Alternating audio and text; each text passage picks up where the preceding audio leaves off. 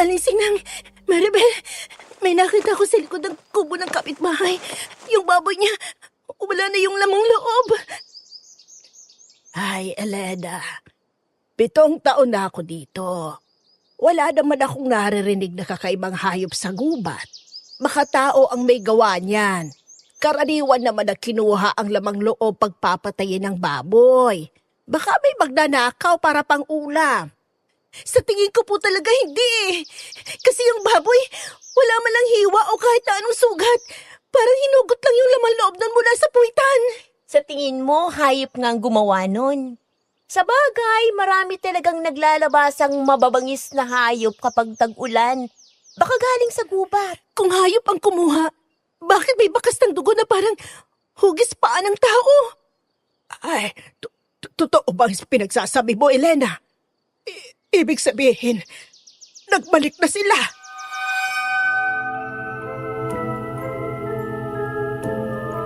Normal sa ating mga Pilipino ang magkaroon ng responsibilidad para alagaan ang pamilya. Likas sa atin ang magsakripisyo, magtrabaho, magtiis, magpasan ng bigat. Basta para sa mga mahal natin sa buhay. Pero hanggang saan ba talaga ang kaya nating ibigay? Saan nagtatapos ang responsibilidad? At saan nagsisimula ang pang-aabuso? Kaya mo bang ipagpalit ang sarili mong buhay para lang mabuhay ang pamilya mo? Handa ka bang pumasok sa kadiliman? Gawin ang hindi mo kayang isipin. Maligtas lamang sila. Ilang dekada na rin ang lumipas mula nang matapos ang sakripisyong yon. Ang sakripisyong kapalit ng utang, kasalanan, at takot ng sarili kong ina. Sinakripisyo ko ang sarili kong katawan at kalayaan alang-alang sa kanya. Pero hindi ko alam, mas malalim pa pala ang kapalit. Hindi lang pala puri ko ang mawawala, hindi lang kalayaan, kundi pati buo kong pagkatao. Magandang araw po sa inyo, Miss Anne. Ako nga po pala si Sheila, isang avid listener ng kwentong Takip Sining. At ang kwentong ibabahagi ko po sa inyo ngayon ay tungkol sa isang babaeng sinubok ng tadhana, ng takot, at isinuko para sa ikaliligtas ng iba. Itago na lang natin siya sa pangalang Elena. Pero bago ko po yun simulan, gusto ko lang ipaalam sa inyo na isasalaysay ko ito sa paraang parang ako mismo si Elena. Nang sa ganun po, ay mas maunawaan ninyo ng maayos ang kwentong ito.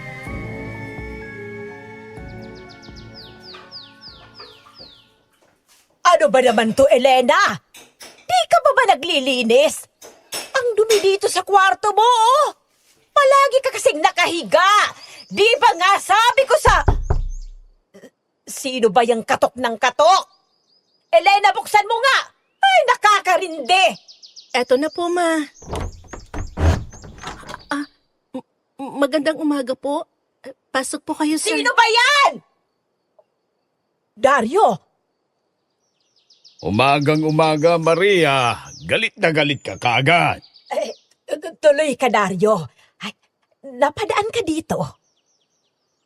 Maniningil ako. Ilang buwan na yung utang mong 100,000. Bigla akong napatigil sa gawain ko nang marinig ko yung pinag-uusapan ni na mama. Hindi ko maintindihan ang nararamdaman ko na parang gusto kong sumigaw at pagalitan si mama dahil hindi ko alam kung saan niya nagamit yung perang tinutukoy ni Sir Dario. Palagi naman ako nagbigay sa kanya ng pera pero nangutang pa rin siya. Wala namang masyadong gastusin dito sa bahay. Hindi ko na rin mapigilan at pinuntahan ko sina mama at pinagalitan siya. Ma? Anong ibig sabihin nito? Bakit ang laki ng utang mo? Saan mo ba pinaghagamit ang pera, ma? Ano ba, Elena? Andito si Dario, oh. Matuto ka namang mahiya sa bisita. Manahimik ka nga. Ano na, Maria? Nasaan ang bayan? Sandali nga, Dario. Hindi bang usapan natin 8 buwan kong huhulugan sa'yo yung utang ko. Nakakaisang buwan pa lang ako, ah. Kailangan ko, Maria, Tsaka pera ko naman yon. Pwede kong kunin yon kung kailan ko gusto. Tsaka nagkaberya sa mansyon ko. May kailangan akong gastusin para ipaayos sa bahay ko. Kaya ngayon na ako maniningil, Maria. Wala pa akong pera, Dario paano ba yan? Hindi ko kayang bayarin yon ng isang bagsakan lang. Alam mo naman na si Elena lang ang nagtatrabaho sa pamilya namin Pwede bang humingi ng palugit? Kahit 2 buwan lang. Alam mo naman pala, Maria, na si Elena ang nagtatrabaho. Bakit ka nang hiram para lang sa pagsusugal mo? Ma, ano ba? 100,000 para sa sugal lang ang lahat ng yon? Sir, baka mapag-usapan pa natin to, sir. Hindi po naman namin kayo tatakbuhan. Babayaran ko po kayo kapag magkasahod na po ako. Diretso na po yung mga sahod ko sa inyo, sir. Pag-iisipan ko, Iha. Siya nga pala. Ilang taon ka na? Ay, 20 anyos po. Magbe-21 na po ngayong 15. Bakit po? Teka. Hindi ba tagahanap ka ng kasambahay, Dario? Alam ko na. Si Elena. Maluluyan muna siya doon sa inyo hanggang sa mabayaran ko yung utang ko. Naririnig mo bang sarili mo? Pagtatrabahuhan ko yon pero di ako sasama. Tumigil ka nga, Elena. Panandalian lang naman yun. At saka mabait naman itong si Dario. Patuto ka namang makisama. Ano bang gusto mo? Ang maikulong ang ina mo dahil sa utang? Matuto ka namang maawa sa akin. Wala ka talagang silbi. Ikaw dapat ang matuto't maawa, Mama. Mismong anak mo gusto mo ipagkanulo para sa perang inutang mo para sa sugal? Ani ka na, Elena. Tama ang nanay mo. Hindi niyo naman ako mababayaran. Kung yung maliit na sahod mo lang ang aasahan ko. Ma, Sa akin ka na lang magtrabaho. ayoko.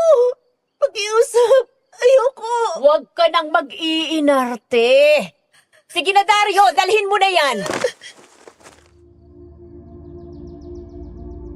Itinulak ako ni Mama. Kahit anong pakiusap ko ay hindi siya nadala.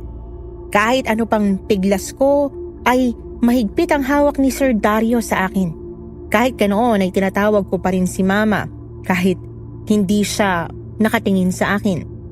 Hanggang sa nasa labas na ako ng bahay, tinigilan ko na rin ang pagpupumiglas dahil na rin sa pagod at sa isip na hindi na talaga naawa sa akin si Mama. Nasaktan ako sa ginawa niya. Pinanghinaan ako ng loob pero wala na akong magawa pa. Tuloy ka sa pamamahay ko. Hindi ako masamang tao kaya huwag kang matakot. Tsaka may makakasama ka dito. Aling Sinang at Maribel. Magkakasundo kayo noon. Pumasok ako sa bahay ni Sir Dario at napamangha ako sa lawak ng espasyo nito. Saan? Ang yaman siguro ni Sir Dario dahil nakapagpatayo siya ng ganito kalaking pamamahay. Kaso nga lang, ang tahimik ng baryong napili niyang pagtayuan. Wala kasing masyadong kabahay-bahay. Halika, Elena. Kumain muna tayo. Sigurado akong gutom ka na sa haba ng biyahe. Eto, may putsero, adobo, kaldereta at manok. May iba ka pa bang gusto? Sabihin mo lang. Pwede kong ipaluto kay Aling Sina. Wag na po. Nakakaya naman po sa inyo. Marami na nga po ito nga po pala, sir.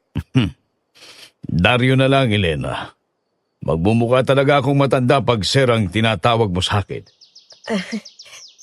Dario, ano po pala magiging trabaho ko rito? Elena, ganun na ba ako kasama sa paningin mo? Para isiping pagtatrabahuin kita dahil lang sa utang ng nanay mo? Pasensya na po. Ang sabi po kasi sa akin ni Mama, pagtrabaho po ako rito hanggang sa mabayaran ko po yung utang niya sa inyo. Sa totoo lang, wala naman akong ipapaayos dito sa bahay ko, Elena. Gusto lang talaga kitang iligtas. Balita ko kasi sinasaktan ka pa rin ng mama mo. Hanggang ngayon. Tignan mo yung balikat mo. Oh, May panibago na namang pasa. Wala po ito. Nabanggit Alam ko ang kalagayan mo, Iha. At hindi mo yon kailangang itago sa akin. Nakikita ko ang pananakit sa iyo ni Maria noon pa man. At minsan na rin naikwento niya ang mga pang-aabuso niya sa iyo. Hindi niya namamalayan kapag nalalasing siya. At yun ang rason kung bakit gusto kitang mapunta dito sa poder ko. Para maprotektahan kita sa pananakit niya at mapagaling niyang mga pasamo. Bakit po? Di naman po sa pagmamasama ng intensyon nyo. Pero hindi ko naman po kayo kamag-anak o anuman para gawin nyo to para sa akin. Dahil naaawa ako sa iyo. Nung nakita kita noon na purot pa sa sugat sa gilid ng bibig mo. Isa lang ang pumasok sa isip ko. Hindi mo dapat na nararamdaman ang kung anumang pinaparamdam sa iyo ng mama mo. Dahil walang anak ang dapat makaramdam ng ganong trato mula sa isang magulang. Naguguluhan po ako eh. Sabi niyo po, gusto niyo po ako iligtas sa pang-aabuso ni mama sa akin. Pero paano niyo po nalaman na handa siyang ibigay ako sa inyo kapalit ng utang niya? Madali lang yun. Matagal ko nang kilala ang mama mo, Iha. Kaya alam ko kapag pera na ang pag-uusapan ay handa niyang ibigay ang lahat. Kahit ano ang kapalit. Ganun po ba? Mahina akong napasinghap at naluhanon, Miss Anne. Hindi ko kasi akalain na ito ang dahilan. Bakit kinuha ako ni Dario? Akala ko masamang tao siya pero naaawa lang talaga siya sa kalagayan ko kaya nilayo niya ako kay mama. Pero hindi ko may tatangging ang sakit pa rin. Hindi ko akalain na para lang sa pera, magagawa ni mama na ipagpalit ako na anak niya. Kaso bakit ganun? Kahit anong galit at sakit ang nararamdaman ko ngayon, ay iniisip ko pa rin si mama. At mas nangingibabaw pa rin ang pagmamahal ko sa kanya. Salamat po, Dario. Pero kahit ganun, mahal ko pa rin si mama. Hindi ko naman sinasabing papalitan ko ang mama mo sa pwesto niya sa buhay mo. Pero gusto kong alagaan ka. Ang payat mo na, Iha. Kailangan mo kumain ng marami. Sabi mo, di ba, mahal mo ang mama mo? Siyempre, kung gusto mo siyang alagaan ay kailangan mong magpataba. Para naman may lakas kang magtrabaho pagbalik mo sa mama mo. Salamat po. Wala yun. Halika na, kumain ka na. Kailangan mong damihan para magkalamang ka naman. Sige po. Para handa na rin sa piyesta. Po? May sinasabi ka po, Dario? Wala, Elena. Tara na. Bago pa lumamig ang mga pagkain. Gabi na nang matapos kaming magkwentuhan ni Dario. Naramdaman kong mabait talaga siya sa akin, Miss Anne. Noong mga oras na yon, naramdaman kong nagkaroon ako ng magulang dahil pinakikinggan niya talaga ako. Pagkatapos naming mag-usap ay pumasok na ako sa sinabi niyang magiging kwarto ko sa bahay niya. Kaso nga lang, umabot na ng 12:00 pero hindi pa rin ako nakatulog.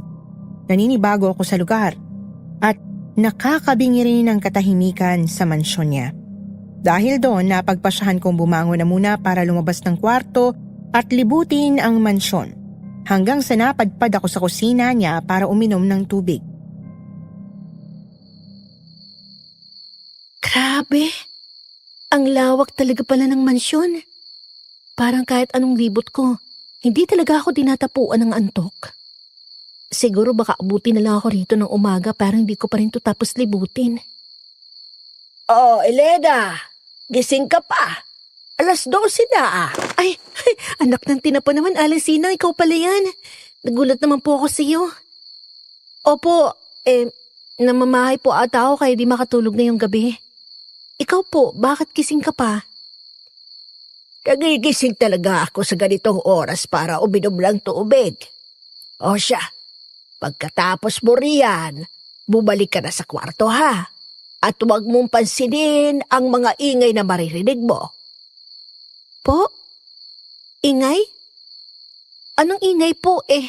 Nakakabingi nga yung katahimikan dito. Wala. O siya, mauna na ako. Umakyat na ako sa kwarto ko pagkatapos kong uminom ng tubig. Matutulog na sana.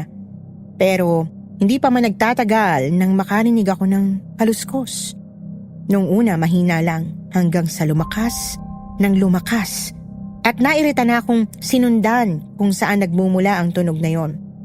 Doon ko nahagilap ang pintuang bukas sa dulo ng pasilyo tsaka pinuntahan yon. Habang papalapit ako ng papalapit ay mas lalong lumalakas ang tunog. Yun yata ang tinutukoy ni Aling Sinang kanina na huwag pansinin. Pero paanong huwag kung kailan patulog na ako saka pa mag-iingay? Tao po? May tao po ba dito? Library pala to. Pero teka, bakit wala na yung maingay na kaluskus kanina? Parang kanina lang nakakarindi total nandito na rin naman ako. Mag-iikot-ikot na lang ako at baka sakaling dito pa ako dapuan ng antok. Uy, may libro oh. Tungkol kaya saan to? Piyesta para sa mga aswang. Agad kong kinuha yung libro mula sa stante at saka naghanap ng mauupuan. Hindi ko akalain na gusto pala ni Dario ang mga ganitong kwento. Binasa ko ang laman nito at nalaman na tungkol pala sa tradisyon ng mga aswang ang nasa libro. Namangha pa ako dahil parang makatotohanan yung mga nakasulat. Yun nga lang, hindi ko maintindihan ang iba kasi kadalasan ay sulat na Latin ang words.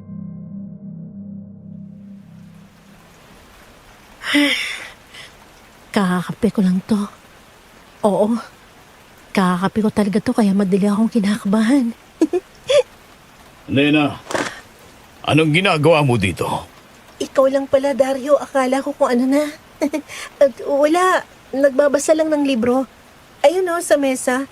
May silid-aklatan ka pala dito, kanina ko lang napuntahan. Oh, bakit kanya reaction mo? May problema ba? May naiintindihan ka ba sa binasa mo, Elena? Ayun nga wala akong maintindihan. Hindi po ako marunong magbasa ng Latin. Ngayon ko lang din nalaman, mahilig ka pala sa mga kababalagan sa mundo. Nabasa ko kasi sa pamagat na tungkol sa mga aswang yan. Oo. Mahilig talaga ako sa mga ganyang bagay. O siya, Elena, iba na lang ang basahin mo. Kumuha ka na lang ng libro dyan at dalhin mo sa kwarto mo. Hindi ka dapat pumapasok dito dahil pribadong sinidaklatan ito. Ay, ganun po ba? Naku, pasensya na po. Pero matanong ko lang, puro naman libro to, kaya bakit po ito pribado?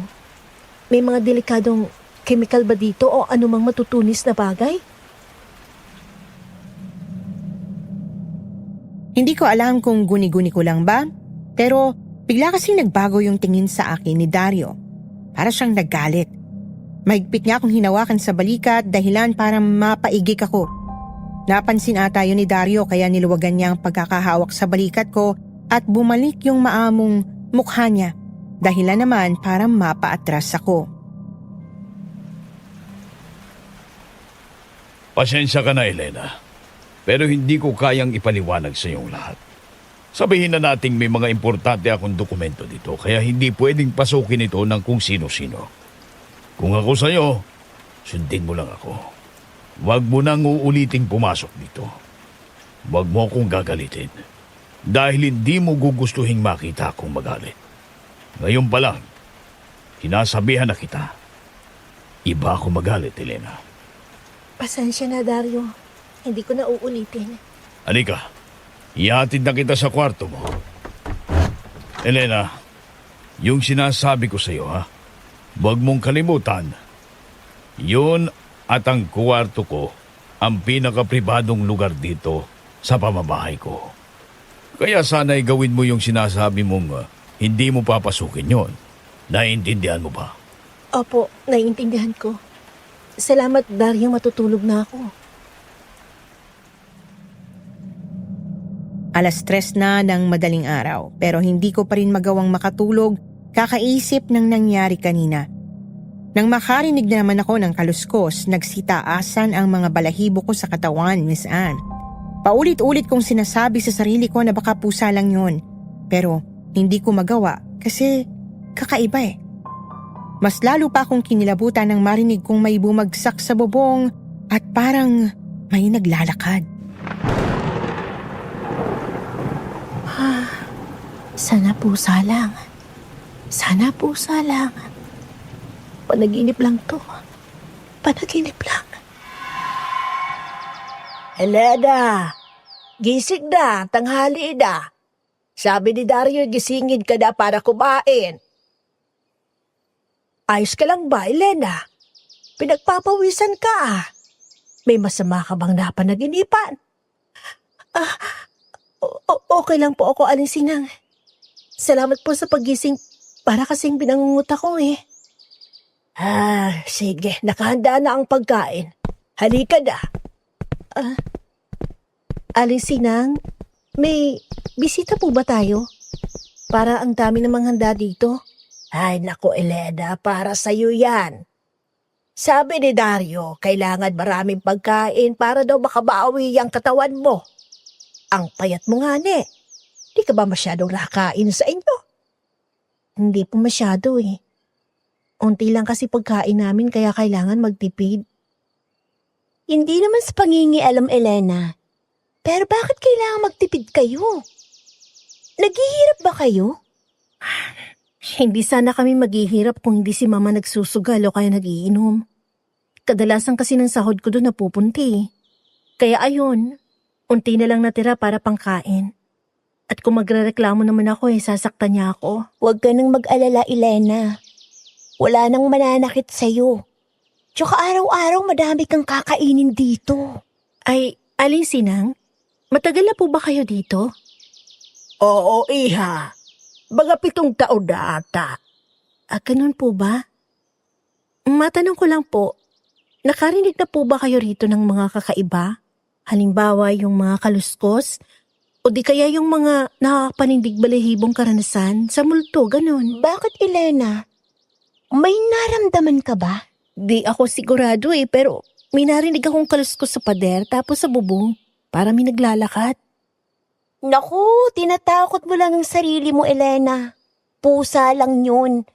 At saka baka may nahulog na mga niyog sa bubong. May malaking puno pa naman dun sa likod. 1 taon na ako dito pero wala akong nararamdaman o narinig.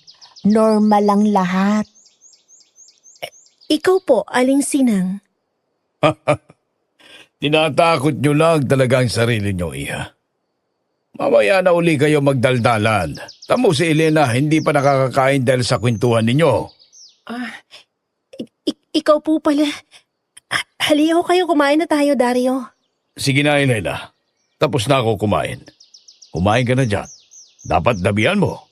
Huwag kang maihiya. Habang kumakain ako ay nakabantay sa akin si Dario. Kaya hindi ko maiwasang hindi komportable.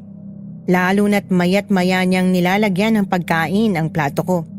Nahihiya naman akong tanggihan kaya pinilit ko na lang kainin kahit na ang totoo busog na ako. Busog na ako, Dario. Ang bigat na ng tiyan ko Sigurado ka ba, Elena? May natira pa Okay na po ako. Kalahati na ng mga pagkain dito naubos ko. O sige, mamaya baba ka uli ha, para makapagmerienda ka dito. Hindi na muna ako aakyat sa kwarto. Lalabas po muna ako, magpapahangin lang. Nang nakalabas ako, pumunta ako sa malapit na gubat. Doon lang ako nakahinga ng maluwag. Busog na busog ako sa kinain ko. Pakiramdam ko tuloy sa sabog ng tiyan ko. Ang tahimik talaga ng gubat. Pero ang dilim, kaya nakakakaba kung gagala ka pa rito ng 10 oras ng gabi. Ang dami pa namang matataas na puno rito. Sa hindi kalayuan ay may namataan akong sapa, kung saan may naaninag akong tao na nakayuko. Pinagmasdan ko muna siya. May hinahanap yata. Paulit-ulit kasi siyang tumayo at yumuko. Tapos may kinakalkal sa parang malaking sako. Hindi ako sigurado kaya nilapitan ko na lang ito. baka kailangan ng tulong. Sana, hindi ko na lang ginawa. Dahil nagulat ako nang makita ko ang kabuuang itsura ng nilapitan ko. Nakita kong itsura niya, Miss Anne. Mapula ang mga mata, matutulis at mahahaba ang kanyang pangil, pati na rin ang mga kuko niya. Dahan-dahan akong umatras. Ingat na huwag akong makagawa ng kahit anong ingay nang biglang may humila sa akin at tinago ako sa likod ng malaking puno. Anong ginagawa mo dito? Hindi mo ba alam na ipinagbabawal ang lugar na ito? Hindi ka ba sinabihan ng mga magulang mo? Ano po? Ano yung kanina? Bakit ipang itsura niya? Tsaka sino po kayo? Tutulungan ko lang ho sana siya eh.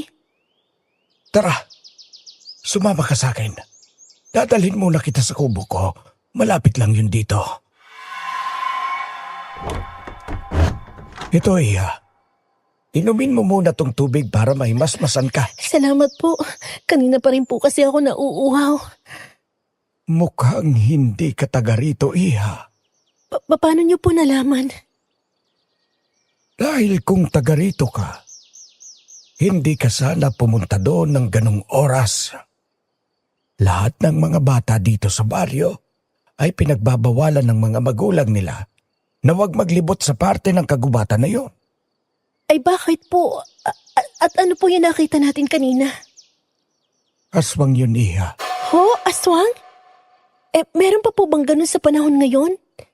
Tsaka parang wala naman po nababanggit sina Aling Sinang at Maribel sa akin tungkol dito. Iha, matanong ko lang. Saan ka ba nakatira? At bakit ka lapad pa dito? May binisita ka ba? Sa mansion po, pinatuloy po ako ni Dario. Iha, Elena po. Pangalan ko'y Elena.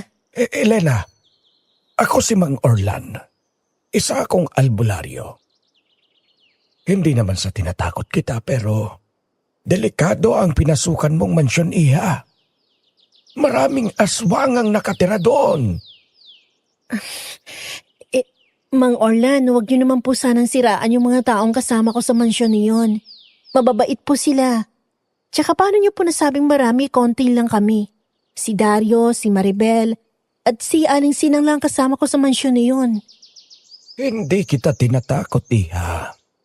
Totoo ang sinasabi ko sa'yo. Si Dario, siya ang pinuno ng mga aswang. Ilang taon ka na ba, Elena? 20 na po. Bakit? Ano pong kinalaman nun dito? Kailan ka magbi-21? Ngayong papalapit po na 15. 21 na po ako. Tamang-tama ka para sa pista nila. Mang Orlan, huwag niyo naman po akong takutin ng ganyan. Parang hindi ko kayang isiping aswang sina Aling Maribel, lalo na si Dario. Sa kasaysayan ng mga aswang, Iha, tuwing kinsenas ng buwan ay may babaeng iaalay pagsapit ng buo ang buwan. Tsaka palang lilitaw ang mga angkan. Alam kong ikaw ang iaalay sa pista nila, Iha. Pakiramdam ko ay hinahanda ka na ni Dario. Pinapakain ka ba niya ng marami? Opo, pinapakain niya ako ng marami. Pero dahil naman yun sa nakikita niyang nangangayayat na ako, paano niyo po nalaman ang mga ito? Ay nako, mahabang kwento, Iya. May nakita ka bang libro doon sa bahay nila? Yung libro na ang pamagat ay Piyesta para sa Aswang. Opo. Ang librong yon na ipagmamayari ng lolo ko. Pero napasa kamay nila yung librong yon dahil pinatay nila ang lolo ko. Bakit po kinuha? Gaano po ba kaimportante ang librong yun? Ang librong yon ay naglalaman ng mga orasyon para panlaban sa mga aswang. Kaya po kinuha nila para wala nang makakalaban sa kanila? Kung gano'n naman po bakit hindi po kayo umalis dito? Baka balikan ka po nila at patayin din kagaya ng lolo mo. Bala kong bawiin ang libro, Iha. Gusto kong tapusin lahat ng ito. Marami na ang mga biktima dahil sa librong yon. Maraming nawala dahil sa kagagawan ko. Po? Ano po bang nangyari? Anong ginawa niyo? Naging magkaibigan kami noon ni Dario. At alam kong may iba't ibang lahi rito sa mundo na hindi lang mga tao. Pero kahit ganon, kinaibigan ko pa rin si Dario sa pag-aakalang hindi siya katulad ng mga pamilya niya. Pero nagkamali ako. Doon ko pinutol ang pagkakaibigan namin nung nalaman ko na. Na ano po? Nung nalaman kong pinatay ng angkan niya ang lolo ko't wala siyang ginawa. Si Dario mismo ang gumamit sa librong yon na ninakaw nila sa lolo ko para tumawag ng nilalang. Ang mga orasyon na dapat panlaban sa kasamaan, ginamit niyang pang-akit sa mga nilalang na yon. Nakita kong nagtipon ang angkan niya nung minsan ko siyang sinundan para sana bawiin ang libro. Doon sa lumang kwarto sa ikalawang palapag ng mansyon. Nakita kong may bilog sa sahig, gawa sa asin at dugo ng manok. At sa gitna, may anino ng parang tao. Pero mahaba ang dila at ang mga kuko ay parang bakal. Si Dario ang nasa harap niya, nakangiti at hawak ang libro. Ano pong ginawa niyo? Tumakbo ako. Nagtangka pa si Dario noon na habulin ako. Pero buti na lang, hindi niya ako nabutan dahil sinabuyan ko siya ng asin. Mula noon, tuwing kinsenas ay hindi maiwasang may nawawala. O kaya naman ay namamatay ang mga tao sa baryo. Kung mapapansin mo, Iha, wala na masyadong mga tao sa baryong ito. Ang iba ay lumisan na dahil na rin sa takot na baka sila ang susunod na mawala o mamatay. At alam kong isa ako sa dahilan kung bakit nangyari ang gulong ito. Dahil ako mismo ang nagturo kay Dario sa pagsalita at pagbasa ng Latin. Hindi ko alam na nakita niya pala ang libro ni Lolo tungkol sa panlaban sa mga aswang. Pagkatapos noon, ay hindi ko alam paano nila nalaman na pwede palang gamitin ang librong yon para mapalaganap ang angkan nila. Kaya po kayo nagbalak bawiin ang libro? Oo. Hindi lang ito para sa akin, kundi para matapos na ang sumpa. Hanggat nasa kanya pa yung libro, patuloy na magugutom yung mga nilalang na tinawag niya. At sa tuwing may pista, may isang nawawala. Laging babae, palaging kasing edad mo. Pero bakit ako, Mang Orlan? Sa daming babae, bakit ako pa? Hindi ako sigurado dahil hindi ko pa nabasa ang buong libro. Ang dugo mo, Elena, ay sariwa, malinis, at may dugong dalaga. Mas dadami ang angkan nila kapag isang dalaga ang nakakain nila, lalo na pag galing sa kasunduan. Kasunduan? Dalawa ang maaaring pwedeng ialay, Elena. Taong galing sa kasunduan o kahit sinong babae lang basta sapat ang edad at dugo para sa orasyon nila. Pero mas tatapang ang angkan kapag galing sa kasunduan ang alay nila.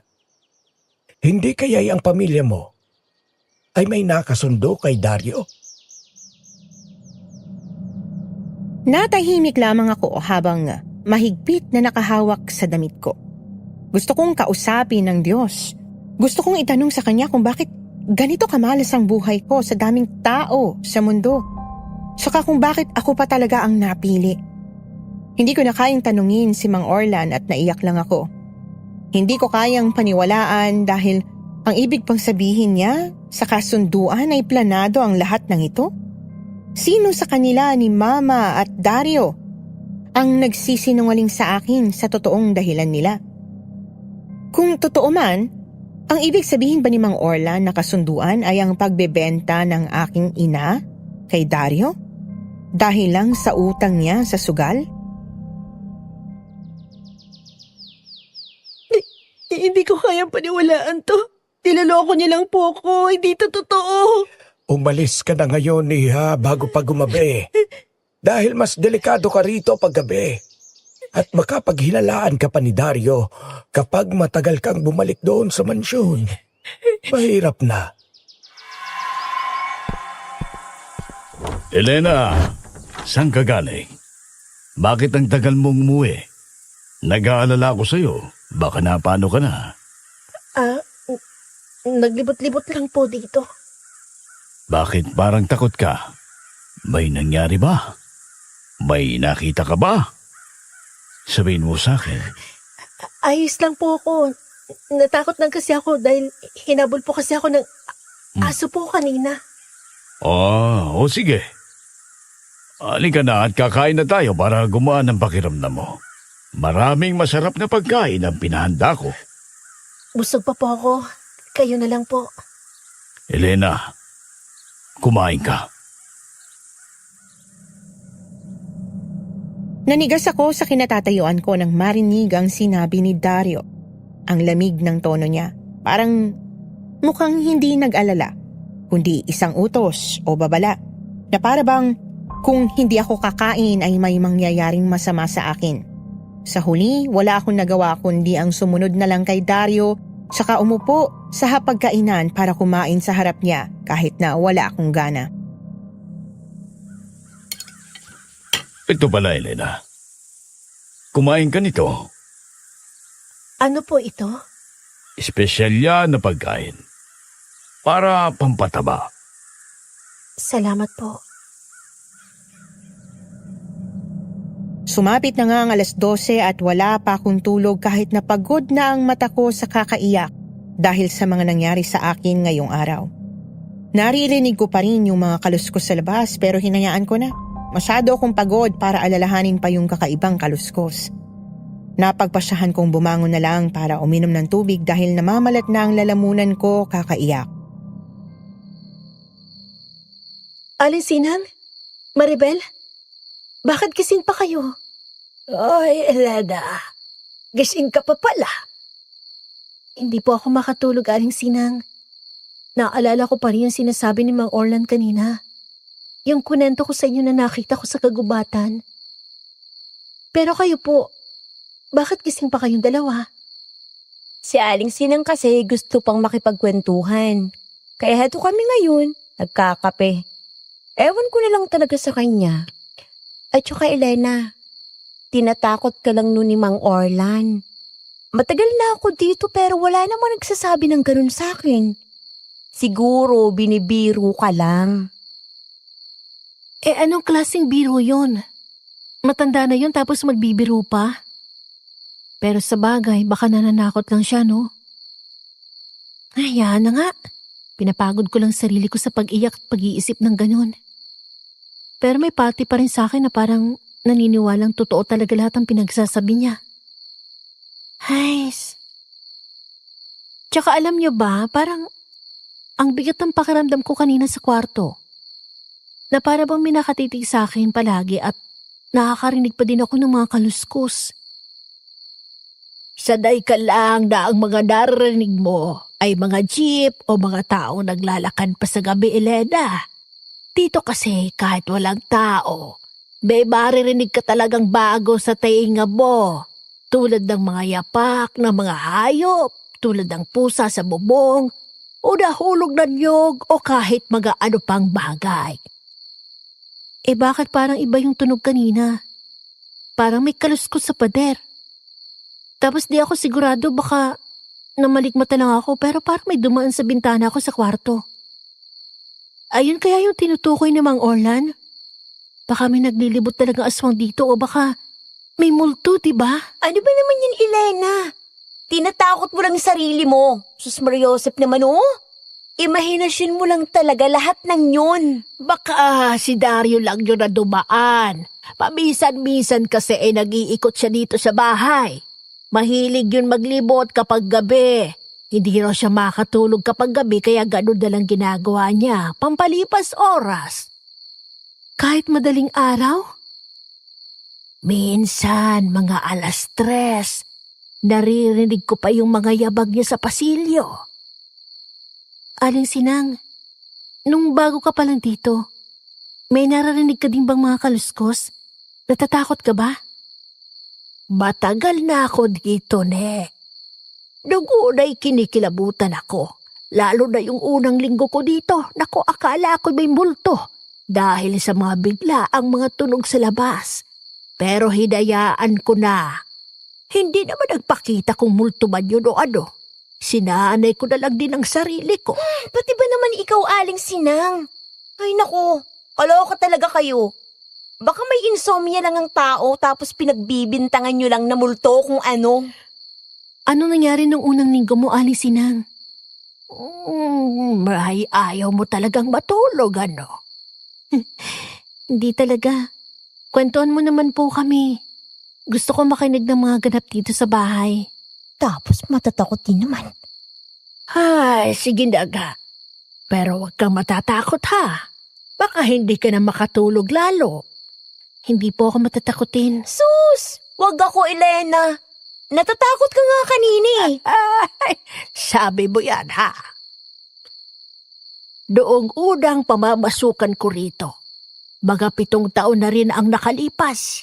Bagong ayos pa lang itong mansyon. Unang kita ko kay Dario ay napapansin ko na talaga siyang tahimik na tao. Pero mabait naman. Magaling at matipid sa salita. Ganon din naman ngayon. Ang kaibahan nga lang ay hindi na siya ganong lumalabas ng kwarto. Oo, pero dati mas madalas siyang nasa labas. Nag-aalaga ng baboy. Nagpapagawa ng bubong, ganyan. Hanggang sa isang gabi, may nangyaring kakaiba. Ano po? Nagising ako mga bandang 2:00 ng umaga doon. May naririnig akong kaluskos sa likod ng bahay. Akala ko pusa o magnanakaw. Pagtingin ko sa bintana, wala namang hayop, pero may naamoy akong kakaiba. Anong amoy po yun? Parang nasusunog na karne, nakakasulasok. Akala ko'y galing sa kusina, pero hindi Nasa labas talaga yung amoy. Baka may sinunog lang ang kapitbahay nyo dati. Wala kaming kapitbahay noon, ako lang at si Dario. Kaya kinabukasan, tinanong ko siya kung may sinunog siya. Sabi niya wala raw. Pero parang hindi siya kumibo ng diretsyo. Kaya naghinala ako sa kanya na may iba siyang ginagawa at hindi ko na dapat yun malaman pa. Baka tahimik lang talaga siya. Hindi lang sanay makipag-usap ganun. O mapaglihim. Kasi bago ka pa lang dito, Aling Sinang. Kaya ayaw niyang ibagay sa yung mga pinagagawa niya. Oo nga. Pero minsan, may mga gabi talaga na parang may kakaiba sa kanya. Halimbawa may naririnig akong yabag. Dahan-dahan yon, tapos paikot pa sa bahay. Tapos bigla kang makakarinig na pero bang may kaluskos na at maya-maya parang may lumilipad. Yung tunog ng pakpak parang ang bigat, ang laki. Baka nga talagang may insomnia siya. Pero yung tungkol sa mga kaluskos, baka nagkataon lang na may mga hayop sa paligid kaya ganun. Ay baka ganun nga. Pero minsan hindi ko maiwasang mapansin yung mga bagay na parang hindi tumutugma. Anong ibig niyo sabihin? Baka imahinasyon mo lang yun, Aling Sinang. Kagaya ngayon ni Elena. May kaluskos siyang naririnig pero baka hayop lang yun sa labas at hindi talaga yun aswang o kung ano man. Baka nga. Pero halimbawa, nakita niyo na bang kumain si Dario? Hindi pa nga yata. Lagi siyang nasa kwarto kapag oras ng kainan. Pero minsan, may dala siyang tray. Baka gusto niya lang mapag-isa. Ako rin dati ganyan ang akala ko. Hanggang isang gabi, nakita ko siyang lumabas sa likod ng bahay. May dalang sako. Mabigat ata yung dala niya kasi nahihirapan siyang buhatin. Ay dahil na din sa kuryosidad ko, Sinundan ko siya kung saan man siya pumunta hanggang sa nakaabot siya sa may eskinita. At doon ko nakita ng maayos ang sakong dala niya nang tumapat yung ilaw. Tapos parang may dugong tubulo doon. Baka manok lang yun. Tapos madami siyang kinatay kaya nabibigatan siya. At di pa niya yun nalinis kaya may mga dugo pa. Sana nga ganun, Maribel. Pero kinabukasan nakita ko yung mga aso sa labas na nakabulagta at wala nang laman ang mga tiyan. Ibig bang sabihin nun, si Dario yung pumatay sa mga aso? Tsaka, ibig bang sabihin nun isang mamamatay si Daray? Bakit mo ako binatukan? Sira ka ba? Antok lang yan. Ano bang pinagsasabi mo na mamamatay? Hindi nga natin alam kung siyang gumawa nun Baka may napadaang hayop. Tapos kinain ng laman ng aso, di ba? Posible yun. Baka nga. Pero mula noon ay naging alerto na ako sa paligid ko at sinarado ko na yung mga bintana ko tuwing gabi. Hindi ka malang nagsabi kay Sir Dario? Sinubukan ko noon. Pero sa tuwing sinasabi ko kay Dario yan, ay hindi siya umiibig. Mag-iiba siya ng sasabihin na para bang may tinatago siya. At hindi ko na dapat yun malaman pa. Kaya hinayaan ko na lang. Parang nakakatakot na yung kwento mo, Aling Sinang. Ikaw naman ang nagyaya. Pero tandaan mo, Elena, kung may marinig kang kumakalskos, huwag mong silipin. Pabayaan mo lang. Paano kaya kung magnanakaw yun, no? Yung naririnig ko sa bubong na parang naglalakad doon nakarang gabi, magnanakaw lang talaga lang gustong pasukin ng bahay. Mas mabuti pa nga kung gano'n. Kasi kung hindi magnanakaw yon, baka hindi ka na makalabas ng kwarto mo ulit. Ano pong ibig niyo sabihin? Baka hindi yon multo, kundi aswang. Kung ganun, hanggang ngayon ba may mga aswang dito? Ay, hindi ko alam, Elena. Pero minsan, pag matagal ka nang nakatira sa ganitong lugar, ay matututo kang manahimik. Kasi yung mga tahimik, sila yung matagal nang may mga naririnig. Ano po? Ano ko, hindi ko na naiintindihan yung mga pinagsasabi niyo. Inaantok ko na nga talaga. Matulog ka na nga, Elena. Sige, eto na. Matulog na din kayo. Pero hindi pa rin ako makatulog. Ang gulo pa rin ang isip ko dahil hindi ko kayang maniwala sa mga nangyayari. Sina Maribel, iniisip na baka baliw lang daw si Mang Orlan. Pumasok na nga sa isip ko na baka tama siya. Pero dahil sa mga kwento ni Aling Sinang, hindi ko na alam kung sinong paniniwalaan ko. Gusto ko tuloy puntahan si Dario para kusa siyang tanungin tungkol sa mga nangyari dito sa baryo nila. Dario? Gising ka pa ba? Dario? Okay, Elena.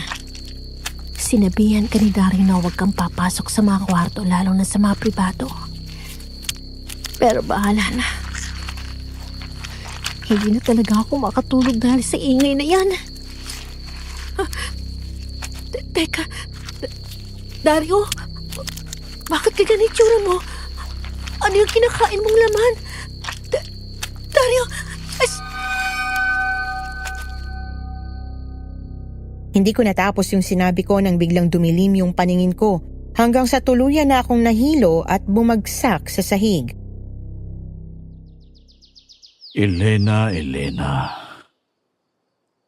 Ikaw, Bakit? Anong nangyari? Elena, eto tubig. Ano bang nangyayari sa inyo't nakahilata ka dito sa sahig? Ayos ka lang ba? Nakita na lang kita dito sa sala, nakabulagta na sa sahig. Aswang, libro. Ano? Ay, kumalma ka muna. Hindi ka namin naintindihan. Ano ba yon? Teka lang. Oh, Elena, anong nangyari sa balikat mo? Sinong kumagat dyan? Anong nangyari kagabi? May magnanakaw ba na nakapasok dito sa mansyon? Pinagpag ko ang damit ko at dahan-dahang tumayo. Naguguluhan pa rin ako sa nangyari. Panaginip lang ba lahat ng yun? Pero hindi eh. Damang-dama kong totoo yung nangyari. Alam ko ang panaginip at katotohanan. Ang huling naalala ko ay si Dario na may kinaing laman loob. Nang tiningnan ko si Dario, nakita ko nga sa damit niya sa baba na may dugo. At napansin yata niya yon at mabilis niyang inayos ang zipper ng kanyang jacket. Magsalita ka, Elena. Ano ba? Nag-aalala ako sa iyo. Ang putla mo. Ayos lang po ako. Halika nga. Maupo muna tayo dito sa sofa. Ay, kukuha muna ako ng tubig sa kusina. Mauna muna akong umalis. Kaya munang bahala kay Elena, Maribel. Napatitig na lang ako kay Dario habang paalis ito. Mukhang totoo nga ang mga pinagsasasabi ni Mang Orlan. Kitang-kita ko kagabi ang mga mata ni Dario. Aswang nga siya. Ayos ka lang? Anong nararamdaman mo? May masakit ba sa'yo? Ayos lang ako. Pero Maribel, may sasabihin ako. Ano yun? Maribel, totoo na aswang si Dario. Nakumpirma ko kagabi. Ano? Seryoso ka ba sa pinagsasabi mo, Elena? Babaan mong boses mo. Nakita ko kagabi si Dario kumakain ng lamang loob. Duguan ang buong damit niya tapos yung mata niya. Ang pula, Maribel, maniwala ka sa akin. Nahihibang ka na ba, Elena? Ang bait-bait sa'yo ni Dario, tapos pagbibintangan mo na aswang siya. Kung aswang siya, di sana, ubos na kami dito noon pa. Maribel, maniwala ka sa akin. Kailangan na nating umalis dito. Ano ba, Elena? Matagal na kami dito. Mas kabisado namin ang bahay, pati na rin ang mga tao rito kaysa sa'yo. At sa buong isang taon ko dito, wala akong naaninag na aswang. Kaya huwag kang gumawa ng kwento. Paniwalaan mo ako, Maribel. Yes, tinatakot mo lang talagang sarili mo. Para manahimik ka, patutunayan ko sa'yo na hindi aswang si Dario at kapag napatunayan ko na, wala na akong dapat marinig sa'yo tungkol sa mga aswang na yan. Paano? Magkalapit lang ang kwarto namin ni Dario. Kaya pwede ko siyang puntahan sa gabi at aalamin ko kung totoo ba ang pinagsasasabi mo. Maribel, baka mapahamak na. Hindi ako mapapahamak dahil kampante ako na hindi siya aswang. At patutunayan ko sa'yo na mali ka. Tsaka nasisiraan ka lang talaga ng ulo. Kakapanood mo yan ng mga nakakatakot na palabas eh. Sige ha, kasunduan natin yan. 6:00 na ng gabi nang may kumatok sa pintuan ng kwarto ko. Binuksan ko naman yon at laking gulat ko kasi si Dario pala ito. Ngayon ang unang beses niyang bumisita sa kwarto ko. Lumaki lang ang mata ko at napaatras nang muling nakaramdam ako ng kaba at takot nang maalala ko ang itsura niya noong nakaraang gabi. Malinaw pa rin ang lahat ng nangyari sa utak ko. Para ka naman nakakita ng aswang sa itsura mo, Elena. Pasensya na po. Nagulat lang po ako kasi ngayon ka lang pumasok dito sa kwarto ko. Ano pong kailangan nyo? Ito, Elena. Pagkain. Dinala ko na lang dito. Nag-abala pa ho kayo. Pwede naman ho akong bumaba para doon na kumain. Hindi nyo po kailangan dalhin dito sa kwarto ko. Nag-aalala lang ako sa iyo, Elena. Palagi ka na lang kasing balisa. Tapos tuwing makikita mo ko, halatang natatakot ka. Wala naman akong ginagawang masama sa iyo. Nalulungkot din ako kasi hindi mo inuubos yung mga handang pagkain tuwing ikaw ay nakain. Hindi mo ba gusto ang lasa, Elena? Pasensya na po. Marami lang po ako iniisip kaya hindi po ko ganong nagugutom. Tungkol ba saan, Elena? Pwede mo akong pagsabihan tuwing may problema ka. Natatakot lang po ako kasi parang may aswang po dito sa bahay niyo eh. Tsaka nung nakaraan, nakita ko pong ampulan ng mata niyo tapos duguan po yung damit niyo. Hindi kaya puro imahinasyon mo lang yan, Elena. Nung nakaraan ay wala naman ako dito sa bahay. Tapos ng pag-uwi ko, nakita na lang kitang ginigising ni Maribel dahil nakahiga ka na lang sa sahig ng sala. Akala ko nga'y may sakit ka dahil sa putla mo. Baka nga po. Pasensya na po. Pero kahit na ano pang sabihin ni Dario, ay hindi ko na ito magawang paniwalaan. Alam ko kung anong nakikita ko at alam ko na totoo ang sinasabi ni Mang Orlan sa akin. Tumango lang ako sa kanya at napatingin sa dala niyang mga pagkain. Puro karne ito. Pumasok ng tuluyan si Dario sa kwarto ko at inilapag ang mga pagkain sa mesa. Kumain ka na, Elena. Baka dahil yan sa pagod mo, kaya kung ano-ano na lang ang nakikita mo. Salamat, Dario. Okay na po yan. Hatid ko po yan sa baba para sabay na kami kumain ni na Aling Sina at Maribel. Tapos na silang kumain. Kaya para sa'yo na lang itong dinala ko. Sigurado po kayo? Si Aling Sina at Maribel? Kumakain po kasi kami ng sabay-sabay kaya imposibleng nakalimutan nila ako. Oo, Elena. Sinabihan ko kasi silang mauna na sila, kaya dinala ko na lang ito sa'yo. At para sa'yo lang ito. Inaluan ko ito ng espesyal para mas lalo kang tumaba. Para handa ka na sa piyesta. Ano po yon? Hindi po kita masyadong marinig eh. Wala, Elena. Kumain ka na. May bagong putahe ako na ipapatikim sa'yo. Mainit pa ito. Salamat po. Pwede po ba na iwan nyo na lang dyan sa mesa? Medyo busog pa po ako eh. Hindi sapat ang busog. Kailangan mong tumaba para lumakas ka. Hindi pwedeng payatot ka. Pero araw-araw na akong kumain ng marami, Dario. Parang sobra naman po eh. Hindi sobra. Gusto ko lang kasing makita kang masigla. Tignan mo to, puro laman. Hindi lang yan basta karne. Pinili ko yan para sa'yo para madali kang tumaba. Teka lang po, hindi po ba ito bulok na? Kakaiba po kasing amoy at ang alat po. Para may kakaibang lasa. Lasa lang yan ng bagong putahe. Hindi ka lang sanay kasi naninibago lang yung dila mo kumpara sa nakain mo dito araw-araw. At inumin mo tong sabaw, pampalakas.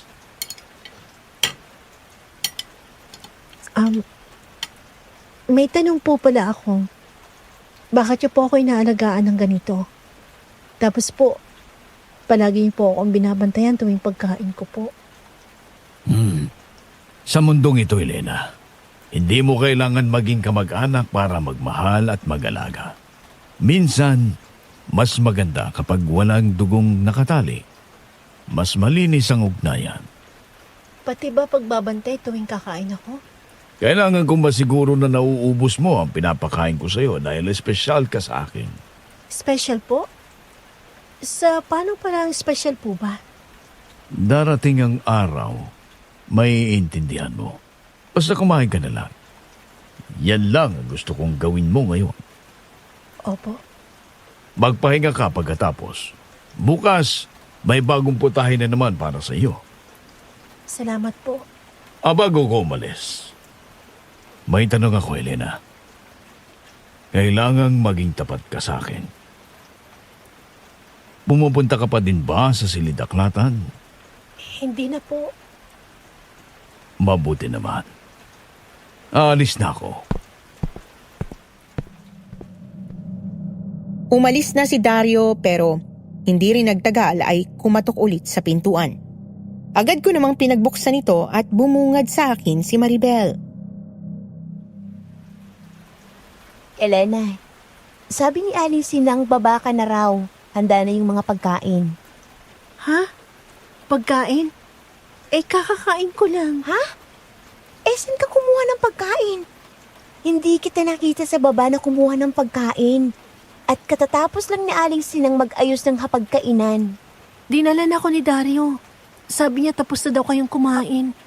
Ha? Paanong tapos? Kada 7 tayo kumakain at sabay talaga tayo, di ba? Ha? Bakit nagsinungaling si Dario sa akin? Ay, ewan ko ba? Tsaka, may bago bang karne si Aling Sinang na binili? May natikman kasi akong ibang putahe kanina eh. Pinagsasabi mo dyan. Wala namang panibago eh. Hindi na malayang si Aling Sinang kanina. Hindi ako mapakali sa nangyayari. Anong karne kaya ang nakain ko? Bakit kakaiba ang lasa nun? Pero higit sa lahat, bakit nagsinungaling sa akin si Dario? Masama na talaga yung kutob ko kay Dario. Baka paraan niya yun para maging handa ako sa piyesta niya o kaya'y nag-aalala lang talaga siya. Ano kaya ang mangyayari sa akin kapag inakain ko ang mga inihanda ni Dario sa akin? Maribel, tanda mong kasunduan natin na papatunayan mong hindi aswang si Dario. Oo, bakit? Paano pag nakita mo siyang aswang talaga at mali ka, anong gagawin mo? Ay, naku, Elena. Ilang beses ko bang sasabihin sa'yong hindi yan totoo? O siya, kung malaman ko na totoo yun, agad kong sasabihin sa'yo at aalis tayo. Pag hindi, tigil-tigilan mo yung mga pag-iisip ng ganyan. Tinatakot mo lang sarili mo at nilalason ng utak mo, Elena. Ay, naku, ewan ko talaga sa'yo. Naiirita na ako, ha? Pasensya ka na, pero kasi Maribel. Oh, eto na. Aalamin ko yun ngayon. Bababa na ako, diyan ka na. Sasama ako, Maribel. Baka mapano ka. Wag na. Baka mahimatay ka ulit sa takot kahit wala namang nangyari. Nakakaabala ka pa sa pag-alam ko ng totoo. Maribel, mag-ingat ka ha. Ano ba naman to si Elena? Masyadong mapaghinala. Siya na nga yung pinatuloy, inalagaan, pinakain, tapos nagdududa pa siya kay Dario. Ang tahimik. Parang lahat tulog na. Himala, 9:00 pa lang. Ang aga naman nilang natulog. Oo. Malapit ng handa si Elena. Hindi na magtatagal at pwede na siya sa piyesta. Teka, sino yun? Pakinggan na. Yun nga ang gusto ko. Yung walang laban, yung malinis. Ganyan dapat ang iniaalay. Oo, sa pista. Siya mismo ang magiging sentro. Kailangan ko lang manatiling maingat. Marami na atang nakakamoy at nagsimula na atang maginala sa akin si Elena. Si Dario ba yun? Pero lagi kong sinasabi kay Elena na imahinasyon niya lang yon. Mukhang naniniwala naman siya sa sinasabi ko. Si Elena bang pinag-uusapan nila? Muntik na talaga ako noong nakaraan. Nakita ba naman akong harap-harapan? Ha? Sino yan? Ako po, pasensya na po. Nauhaw lang po ako. Di ko po sinasadya. May narinig ka ba sa mga sinasabi ko sa telepono, Maribel? Hindi po. Medyo maingay lang yung hangin. Hindi ko po maintindihan masyado. Maribel, alam mo naman siguro, ang gusto ko, yung tapat, hindi ba? Sabihin mo nga sa akin. Ano ang narinig mo? Wala po. Wala po talaga. Mabuti. Kasi kung may narinig ka man, may paraan para hindi mo na kailangang alalahanin yun. Ano pong ibig mong sabihin? Alam mo, matagal na kitang pinagmamasdan. Matalino ka, praktikal at gusto mo ng maginhawang buhay, hindi ba? Sino ba naman ang ayaw? Tutulungan mo ako sa plano ko. At ibibigay ko sa iyo yon. Lahat. Kalayaan, pera at bahay. Hindi mo na kailangan maglingkod kahit kanino. Basta't manahimik ka. Wala ka rin namang magpagpipilian, kundi yun lang. Dahil kung hindi, alam mo na kung anong mangyayari sa'yo. Pero si Elena, inosente siya. Wala siyang alam sa nangyayari. Narinig mo nga. Pang-alay siya, di ba? Yun ang ibig mong sabihin kanina. Anong mangyayari sa kanya? Sa dami-dami ng tao, bakit si Elena pa? Kapag dumating ang piyesta, magiging malaya rin siya. sa paraan na hindi mo maiintindihan. Ngayon, ang kailangan mo lang gawin ay manahimik at pakainin siya. Hindi ko kaya to. Dapat malaman to ni Elena. Pinagkatiwalaan ka niya, Dario. Kaya mo. Dahil kapag hindi mo ginawa, ikaw ang ipapalit ko sa kanya. Paano ko makakatiyak na totoo yung mga sinasabi mo? Nabibigyan mo nga ako ng kalayaan. Tapat ako sa mga pinagsasabi ko, Maribel. Yan ang pangako ko. Tulungan mo ko at makikita mo kung gaano kadaling magbago ang ikot ng mundo mo kapag marunong kang sumunod. Kung ayaw mo talaga, madali naman akong kausap. Papatahimikin na lang kita ngayon mismo. Kung mananahimik ako, ligtas ako. Oo, at higit sa lahat, sa fiesta, ikaw ang magiging saksi sa isang bagong simula. Simula ng ano? Simula ng panibagong buhay. Para sa akin, para sa iyo, at para sa lahat. Oo, Dario. Mananahimik ako kapalit ng kalayaan ko. Mabuti. Simula ngayon, may alam ka at dapat hindi mo ito sabihin sa iba. Kahit sino man at kahit kailanman. Tandaan mo yan. Aswang si Dario. Totoo pala. Totoo pala lahat. Sana hindi ko nalang sinunod ang kasunduan namin ni Elena para hindi ganito nangyari. Pasensya ka ni Elena. Kailangan ko ng manahimik. Aba, iha, kayo lang kita nakita ng malapitan. Tumataba ka na, Elena, hindi ka na mapayat. Ang galing naman. Mga ilang linggo ka palang dito niya na. Ewan ko nga po, Aling Sinang. Lagi na lang kasi akong busog dahil kung ano-ano yung pinapakain sa akin ni Dario. Tapos ayaw pa niyang may natitira sa hapagkainan. Ay, anong klaseng pagkain ba yan at ganyan ang epekto sa'yo? Hindi ko po alam. Sabi niya lang, special yung kinain ko tapos yung mga handa niyo po. Pero sabi niya pampalakas daw. Tsaka wala din ako magawa baka kasi magalit siya. At parang gusto niya lang talaga akong pakainin. Maganda na ang katawan mo. Kahit hindi ka na kumain ng marami, sakto na katawan mo, oh. Pero iha, napapansin ko tong braso mo. Ano tong marka? Ay, hala. Ano pala to? Baka kagat lang po yun ng lamok. Lamok? Yan ba namang kagat ng lamok halos may marka pa ng ngipin? Nakagat ka ba ng aso? Ay, baka po nagkakamot ako habang tulog. Hindi ko napansin eh. Ganun ba? Ingatan mo sarili mo, Elena. Baka mapano ka at kapag lalabas ka magdala ka ng asin, ha? Ano pa ibig niyo sabihin, Aling Sinang? Mukhang nagsisilabasan na ang mga kakaibang hayop, Elena. Baka may aswang na namang dadalaw dito sa baryo at ang panlaban niyan ay asin. Kaya kapag may aatake sa iyo na aswang sa labas ay agad mong sabuyan, ha? Tsaka si Dario, hindi lang ako sigurado. Pero may mga gabi, nakikita ko siyang palabas ng tahimik. Pagbalik niya amoy dugo na siya. Nagulat ako kay Aling Sinang, Miss Anne. Ang akala ko ay wala siyang alam sa mga ganitong bagay. Pero may pagdududa na pala siya, kagaya ko. Tiningnan ko lang si Aling Sinang at nagtanong pa. Baka po hayop lang yung kinatay. Tuwing gabi, pare-parehong oras. Hindi hayop yun, iha. Iba na yun.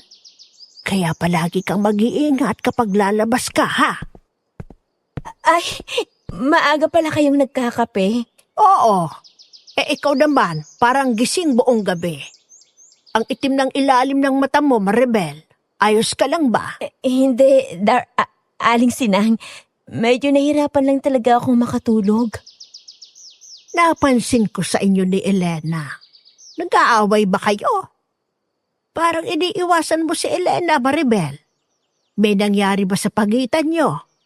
May pinagtatalunan ba kayo? Marami lang pong pinagkakaabalahan. Baka pagod lang po talaga si Maribel. Lagi pa naman siyang naglilinis dito at siya palagi inuutusan ni Dario. Oo nga, baka nga. Pero basta Iha, Elena, alalahanin mo yung mga sinabi ko sa'yo. Huwag mo yun kakalimutan. Elena, masarap ba yung mga pagkain na binibigay sa'yo ni Dario? Okay naman. Minsan masarap tapos minsan may pagkamaalat. Bakit? Mabuti naman. Palagi kang kumain na. Para mas magiging maayos ang kalagayan mo. May problema ka ba, Maribel? Ang tamblay mo ngayon. Wala po. Alis na po ako. May aasikasuhin pa po ako. Inutusan ako ni Dario. Si Maribel? Parang kakaiba alinsinang, no? Ano kaya nangyari sa kanya? Lumipas ang ilang mga araw at napansin kong palagi na akong iniiwasan ni Maribel. Hindi ko na siya nakakausap at nalalapitan. Kapag lumapit ako ay aalis na naman siya. Tanging si Aling Sinang lang ang nakakausap ko. Alinsinang, alam mo gabi-gabi na naman akong binabangungot. Palaging tungkol sa mga multo o aswang. Tapos, ano bang nasa panaginip po? Wala lang po, parang kakaiba lang talaga. Hindi naman ako palagi na naginip ng ganun nun eh. Palaging tungkol sa aswang tapos hinahabol daw ako mga ganyang bagay. Ako, magdasal ka, Elena. Palagi ka nalang binabangungot. Opo, nagdadasal ako palagi. Pero binabangungot pa din ako eh. Kaya baka nagkataon lang alinsinang. Nakita ko na papalapit si Maribel sa akin na may dalang mangkok. Tumingin lang ako sa kanya. Nahihiya na rin ako makipag-usap dahil na nga sa pag-iwas niya sa akin. Kaya nginitian ko na lang siya. Elena, pinabibigay ito sa'yo ni Dario. Sabi niya, huwag mong kalimutang kainin bago matulog. At saka pagising mo, kailangan mo daw yan para sumigla. Vitamins ata yan. Ayos ka lang ba, Maribel? May problema ka ba? Bakit mo ko iniiwasan? Oo. Ayos lang ako at wala akong problema. Sige na, alis muna ako. Maribel, pwede umupo ka muna? Isasabihin lang ako. Kumusta yung pagsunod mo kay Dario nung nakaraan? Ano, may nakita ka ba? May nalaman ka? Huwag mo nang isipin yun. Pero di ba may kasunduan tayo? Ano nga, sabihin mo sa akin kung anong nangyari. Wala nga, ang kulit mo. Maribel, ano ba? Bakit ganyan ka sa akin? Hindi mo na kami pinapansin, tsaka ang lamig mo na sa amin ni Aling Sinang. Pakialam mo ba? Lahat naman nagbabago. Ayoko lang sa inyo makisama muna. Nagsimula yan dahil sa kasunduan natin. Ano ba talaga nangyari? Wala nga, ang kulit mo na. Basta lumayo ka na sa akin. Ewan ko ba sa kanya? Ay, Diyos ko. Natabig tuloy. Naku, ang dumi na tuloy dito. Ba't ba kasi dito nilagay yung vase ng bulaklak? Teka, ano to? Isang litrato? Si Mama to ah. Ikalawang henerasyon na may bahid ang dugo ko ay ipapalit. Ha? Ano ibig sabihin itong nakasulat? Teka. Hindi matanggap ng utak ko na parang totoo na nga lahat ng mga sinasabi sa akin ni Mang Orlan. Una, na ako ang posibleng alay sa piyesta ng mga aswang. Ikalawa, yung kasunduan ni na Mama at Dario. Sa huli, tumayo ko para pumunta sa Silidaklatan at kunin ang librong panlaban sa mga aswang. Kailangan kong puntahan si Mang Orlan. Teka, sandali lang. Sino yan? Si Elena po, Mang Orlan. Aba, Iha. Anong ginagawa mo rito sa ganitong oras? At bakit ka umiiyak? May nangyari ba? Kailangan ko po kayo makausap tungkol kay Dario at kay Mama. Kasunduan ata ako ni Mama at Dario. At ang mama ko, hindi ko makapaniwala. Hindi ko ito matatanggap. At bakit? Ay paano mo nalaman, Iha? Umupo ka muna at magpakalma ka. Kinuha ko po yung libro, Mang Orlan. Nakita ko sa sininaklatan ng mansyon. Tapos, nakita ko po itong larawan nila ni Dario. May sulat sa likod. Pangalawang henerasyon na may bahid ng dugo ko ay ipapalit. Mukhang nagiging bunga ka nga ng kasunduan, Elena. Akin na ang libro. Titingnan ko lang ang pinakamabisang orasyon panlaban sa kanila. Mang Orlan, sabihin niyo po sa akin, anong connection ni Mama kay Dario? O tungkol sa kasunduan sa ikalawang henerasyon? Nakasaad sa librong ito na kung hindi na ituloy ang kasunduan ng unang henerasyon, ay mapupunta ito sa kadugo. Ibig sabihin, Elena, hindi natuloy ang pag-aalay ni Dario sa mama mo sa Diablo. Kaya ikaw ang ipapalit ngayon. Bakit hindi ko maintindihan? Ang totoo, Elena, ang mama mo, siya ang dating alay bago ka pa ipanganak. Tapos po, Pinili ang mama mo noon. Makapareho kayo na maganda, malinis ang dugo at bata pa. Subalit nakipagkasundo siya kay Dario.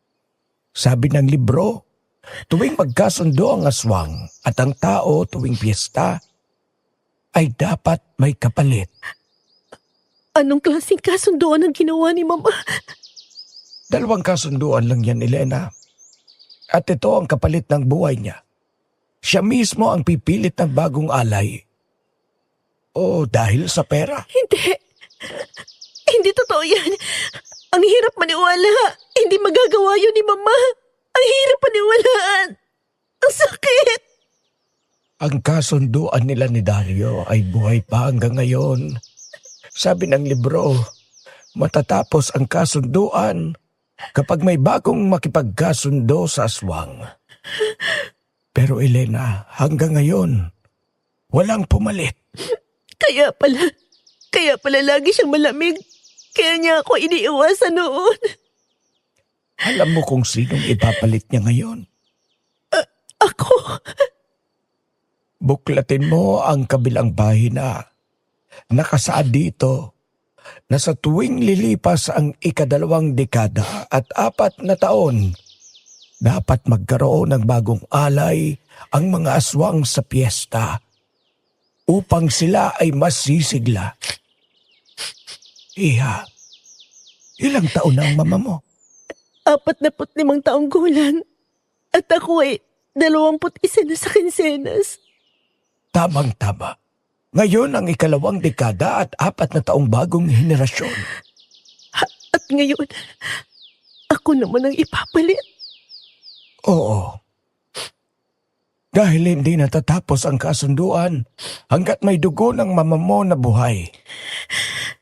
Hindi ko hayaang maulit to. Hindi ako magiging alay ng kahit sino. Mang Orlan, paano ko ito malalabanan? Gusto ko nang matapos to. Napapagod na po ako. Mag-ingat ka. Si Dario, hindi basta aswang lang. Siya ang tagapagpatuloy ng kasunduan. Kaya niyang baguhin ang isip ng mga tao. Kaya niyang gawin lahat ng gusto niya.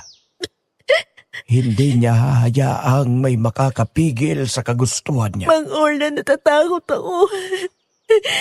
Pero mas takot ako na hayaan ang lahat ng to at maging alay. Mabuti. Kung gusto mong tapusin ito, kailangang harapin mo siya. Pero hindi ka nag-iisa. Tutulungan kita. Hindi na po ako magpapatali sa kasalanan ni Mama. Desperado ako matapos to. Kaya kong gawin kung ano man ang paggagawa mo para matapos na to. Magdasal muna tayo, Elena. Bumalik ako sa mansyon kinaumagahan. Sabi kasi ni Mang Orlan ay magpanggap lang ako na walang alam para hindi ako pagdudahan. Iniwan ko na ang mga gamit ko sa bahay ni Mang Orlan para hindi sila magtaka sa akin kung bakit may dala akong damit. Ay, Elena, akala ko hindi ka na babalik. Ay, saan ka magaling na bata ka? Hinahanap ka ni Dario kanina. Kailangan ko kayong kausapin, Aling Sinang at Maribel. Tungkol kay Dario. Huwag kang magsimula ng gulo, Elena. Tungkol na naman yung sa haka-haka mong aswang. Hindi to tungkol sa gulo. Tungkol to sa katotohanan, Maribel. Makinig ka muna sa akin. Hayaan yung ipaliwanag ko sa inyong lahat. Ay, sige, Iha. Halika.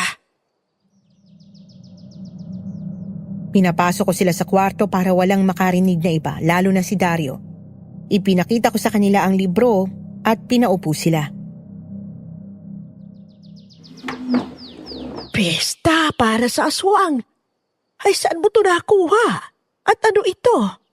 Parang normal na libro lang naman ito sa tingin ko. Sa silid-aklatan, si Dario, hindi lang siya basta tao.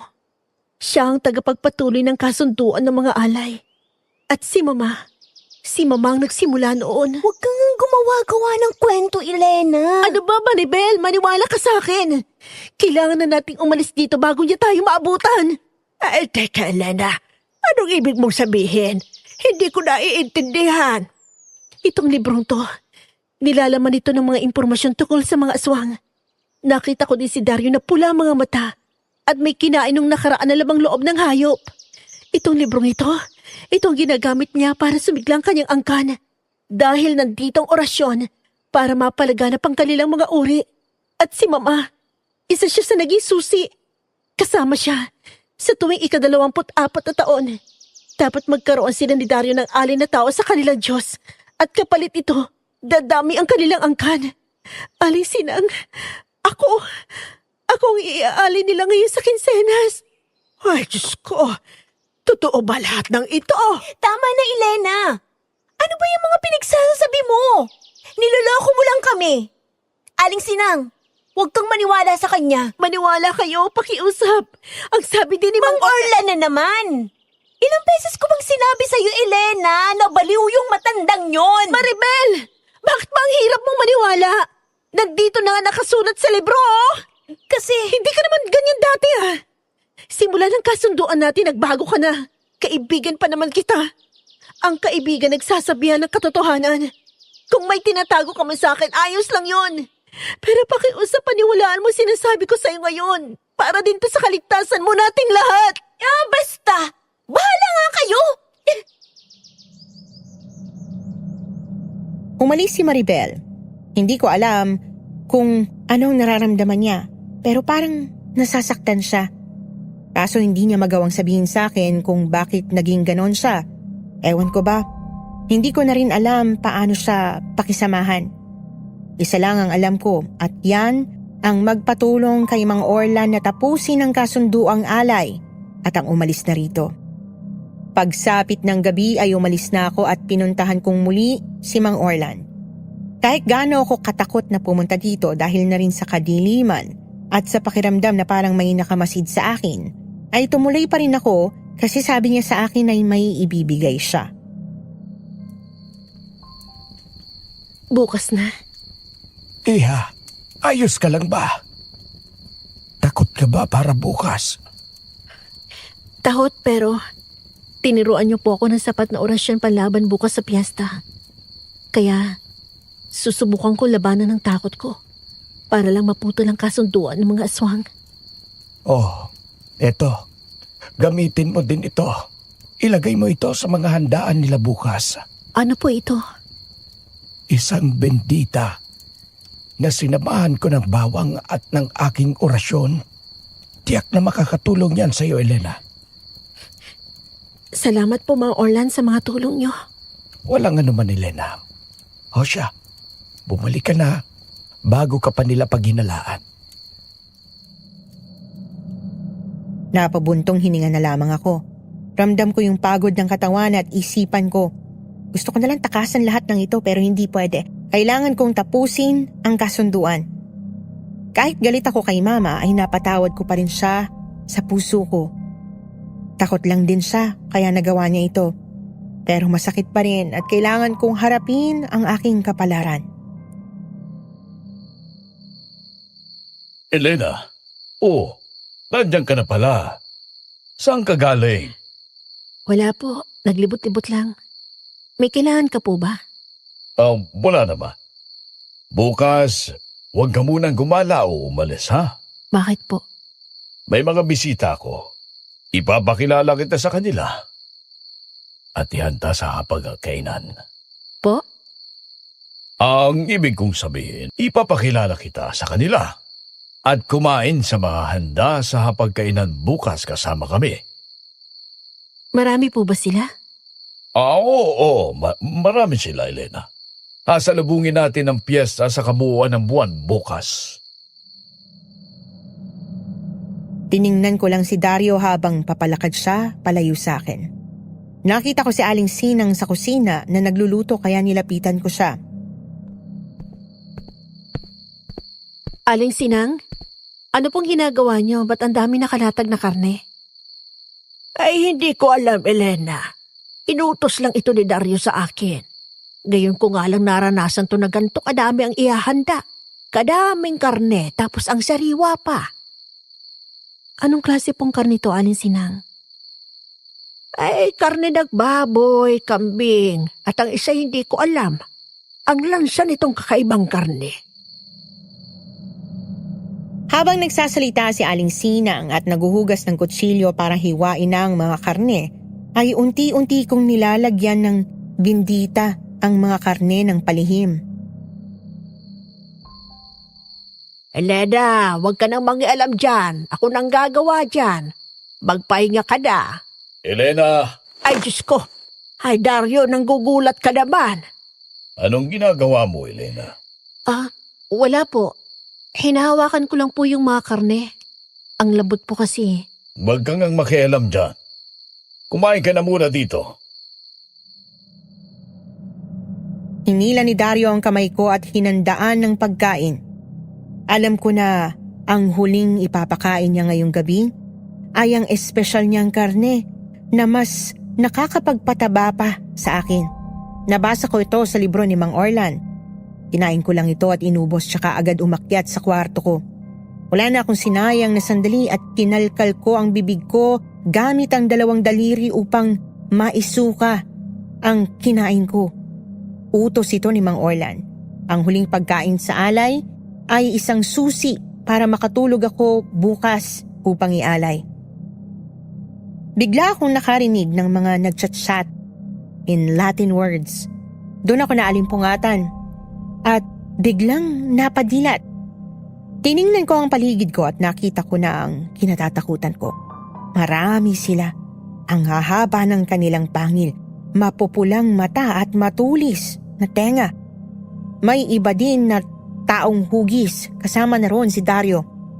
Nagpupumiglas ako ngunit ang higpit ng tali. Nakahiga ako sa mesa at pinalibutan ako ng mga kandila.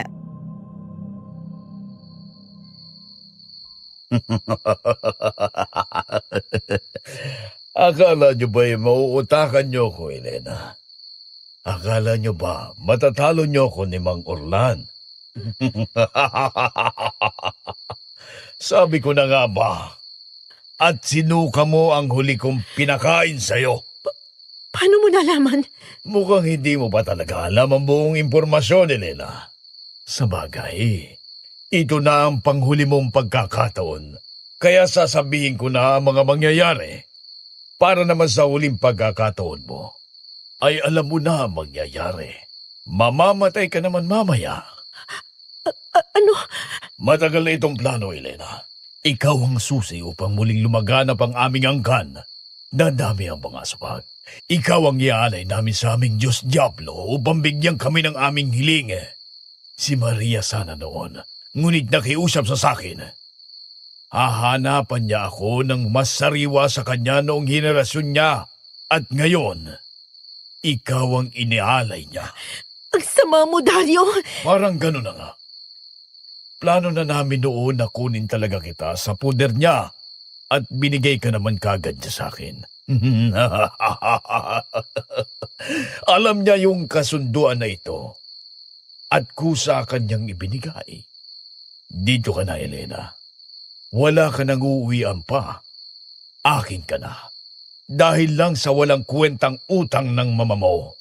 At dahil sa takot niya din na siya ang ialay at binigay ka niya. Anong klase siyang ina, hindi ba? Hindi. Hindi totoo yan. Nagsisinungaling ka. Wala ka na magagawa pa. At si Maribel, isa na din siya sa amin. Di ba, Maribel? Paano? Siya ang nagbabantay sa'yo habang wala ako. Kaya ko din naman nalaman lahat ng kagagawa niyo ni Mang Orlan. Hindi mo alam? Palagi kanyang sinusundan, Elena.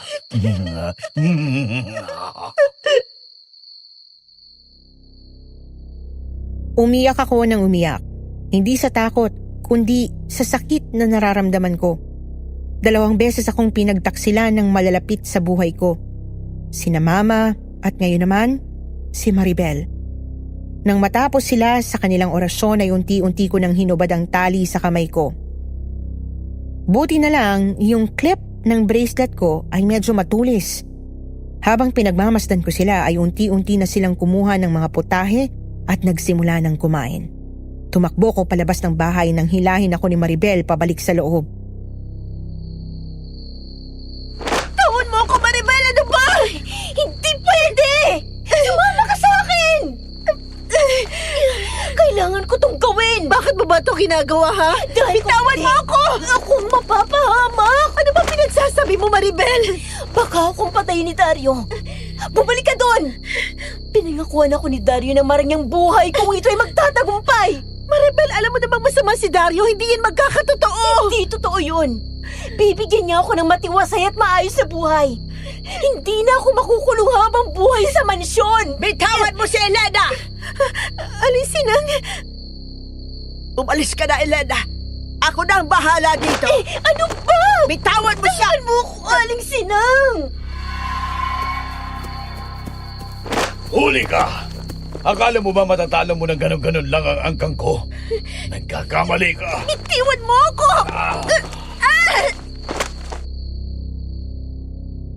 Nagpumiglas pa rin ako sa hawak ni Dario kahit na nakakalagkad pa rin ako. Nang biglang may sumaboy ng asin sa kanya at si Aling Sinang yun. Alisin ang... Takbo na, Elena! Ang sagabal ay mamamatay. Kaya huwag niyong sukatin ang galit ko. Huwag kang liligon, Elena, ha? Huwag ka nang magpumiglas. Ikaw ang nakatakda sa alay ng piyesta namin. Hindi yan mangyayari. Ama namin, sumasalangit ka. Sambahin na nga. Hindi ko kung madadala niyan, Elena. Walang makakatalo sa dasalang Panginoon. Mapasamin ang kaharian mo. Sikot in cuelo et intera. Panim nostrum quotidianum da nobis hudi. Et dimiti nobis debita nostra. Sikot it nos dimitimus.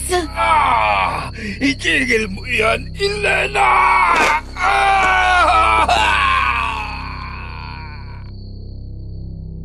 Binitiwan ako ni Dario at muli akong nakawala ng nakita ko si Mang Orlan at sinabuyan ulit ng bindita si Dario. Napasigaw ng malakas si Dario at lumayo kay Mang Orlan. Hindi mo maiaalay si Elena, Dario. Kaya tumigil ka na. Matatapos ng kasunduan mo sa Diablo. Tumigil ka na! Hanggat nandito ako, hindi mapuputol ng kasunduan. Nakatali ako sa Diablo kaya kung titigil ako, mawawalan lahat ng pinaghirapan ko pati mga anggang ko. Bakit ba gusto mo na dadami ang angkan ninyo? Elena, itong asin. Sabuyan mo siya ng asin kapag lalapit sa'yo. Lalabanan ko siya. Dala ko ang itak na may orasyon galing pa sa lolo ko. Kailangan ko ito na gawin dahil ipinangako ito sa mga ninuno ko na ako ang magpapatuloy. Kung hindi ko gagawin, mauubos ang angka namin Kaya babawiin ko si Elena! Gawin mo na, Elena! Nagsimulang atakihin ni Dario si Mang Orlan gamit ang matutulis niyang kuko. Patuloy ko naman siyang sinasabuyan ng asin kapag malapit kay Mang Orlan para manghina siya. Agad namang sinugatan ni Mang Orlan si Dario sa balikat pero nasugatan din ng kuko ni Dario si Mang Orlan sa pisngi. Sinabuyan ko ulit ito ng asin saka kinuha ang itak ni Mang Orlan. Sinubuyan ko ng asin ang mukha ni Dario at itinusok ang itak sa tiyan niya dahilan ng malakas niyang ungol at napahiga siya habang naghihingalo sa sakit at unti-unting nawalan ng hininga. Napaupo lamang ako sa damuhan at tiningnan si Mang Orlan. Mang Orlan, ayos ka lang ba? Ang tulis ng kuko niya. Ayos lang ako, Elena. Huwag kang mag-alala. Mahapdi lang ito. Sigurado ko po. Oo, Elena.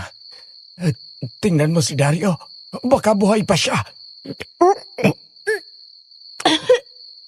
Ganyan talaga ang amoy, Elena. Kapag may namatay na aswang, mas malansa pa sa nabubulok na basura. Ang baho po. Teka, Mang Orlan, ano pong mangyayari sa ibang aswang na nasa bahay? Ipagpabukas na natin ang pagpunta doon. Tingnan mo, kahit malayo tayo sa mansyon, ay umabot pa din ang sinag ng apoy dito sa nasusunog na mansyon ni Elena. Delikado na kung pumunta pa tayo doon. Ayos ka lang ba, Elena? Kanina ka patahimik. Opo, iniisip ko lang si Aling Sinang at Maribel. Hindi pa din ako makapaniwala sa nangyari kanina. Huwag ka nang mag-alala sa kanila. Hanapin natin sila bukas. Si Aling Sinang, hindi ko alam kung buhay pa siya. Bakit? Anong nangyari? Hindi ko alam. Hindi ako lumingon ng tumakbo ko. Pero narinig ko na may bumulagta sa sahig. Takot ako makita ang katawan niya, hindi ko matangka. Huwag ka nang mag-alala, Elena. Kung siya man ay namayapa, sigurado akong nasa mabuting kalagayan siya. Tama ka, Mang Orlan. Mabuti na't makakapagpahinga na siya. Pero si Maribel, hindi ko alam anong nangyari sa away nila Aling Sinang. Teka, Mang Orlan, yung sugat mo pala gamutin natin. Ayos lang ako. Bukas na natin alamin ni Elena. Kailangan mo nang magpahinga. Mang Orlan, anong mangyayari kapag namatay si Dario at ang ibang aswang ay hindi pa? Mamumuhay sila ng sila lang. Mas mabuti lang ngayon kasi naputol natin ang kasunduan nila. Kaya hindi na sila muling dadami dahil sa ginawang hiling ni Dario sa Diablo. Naputol mo ang sumpa pero hindi pa din doon matitigil ang paglaganap nila. Ano ibig niyo sabihin? May ibang aswang na may ibang paraan kung paano magpalaganap. Pero mas mahirap yon sapagkat iisa-isahin nila ang mga tao. Magpapakain sila ng mga kung ano-ano sa ibang tao upang maging aswang din sila. Hindi kagaya sa pamamaraan ni Dario na alay at hiling lang sa Diablo ay agad itong lumaganap ang angkan. Hindi na ba ako hahanapin ng mga aswang? Hindi na, Elena. Putol na ang kasunduan. Kaya hindi ka na hahanapin. Hindi ka na masasali sa mga ganitong buhay. Malaya ka na. Salamat sa tulong niyo po, Mang Orlan. Hindi ko ito magagawa kung wala ka. Ginawa ko lang ang tama, Elena. O siya, magpahinga ka na. Elena, gising ka na. Tignan pa natin ang mansyon. Bumangon na nga ako at nag-ayos kami ni Mang Orlan para pumunta sa mansyon at tingnan ang kalagayan doon. Tahimik ang buong gubat. Kakaiba ang katahimikan ngayon, mapayapa. Nang makarating kami sa mansyon ay nakita naming nasunog na itong lahat. Puro na mga abo, sunog na mga kahoy. Lumapit pa ako doon at tiningnan kung may maayos pang mga gamit pero wala na. Ngunit nung inalis ko ang ibang kahoy, ay nakita ko ang libro na ginamit ni Dario kagabi para sa orasyon. Ano pong gagawin natin dito, Mang Orlan? Sunugin na natin ito, Elena. Hindi niyo po ba ito kakailanganin? Hindi na. Ihalo mo na yan sa apoy. Tapos na. Hindi na ako tatakbo sa kapalaran ko. Malaya ka na, Elena. Elena, Maribel? Nakita ko si Maribel na papalapit sa akin. Kaya tumakbo ko papunta sa kanya at agad ko siyang niyakap. Elena, pasensya ka na sa mga ginawa ko. Hindi ko ginusto yun. Natakot lang talaga ako. Pasensya ka na. Ayos ka lang ba? Nasaan si Aling Sinang? Nakita mo ba siya? Wala na si Aling Sinang, Elena. Pasensya ka na. Nakita ko kayo kagabi pero mismo ako kinain din ako ng takot kaya di ko siya nalapitan. Naiintindihan ko, Maribel. Wala na tayong magagawa pa. Elena, pasensya ka na sa mga nagawa ko Takot lang ako kasi pinagbantaan ako ni Dario. Kung hindi ko siya susundin, mamamatay din ako. Elena, pasensya ka na. Huwag mo na intindihin yun. Ang mahalaga ay ayos ka lang, Maribel. Mabuti naman ay nagkabati na kayo. Ikaw, Elena, may isang bagay ka pang kailangan mong ayusin.